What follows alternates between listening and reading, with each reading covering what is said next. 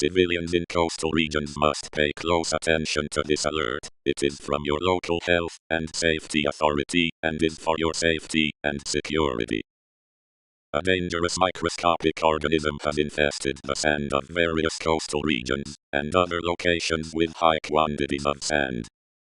This organism is indistinguishable from normal sand without the use of specialized equipment, such as an electron microscope. If at any point you are caught within this sand, the organisms will quickly swarm and consume you. The organisms release a numbing toxin, so you may not notice this consumption until it is too late. If caught, you will be consumed within 3 minutes, so you must stay away from the coast, as well as any other body of sand, no matter how small. Be especially sure to keep small children away from sand pits, as they are unlikely to understand the danger. Thank you for your attention and cooperation. Please stay safe.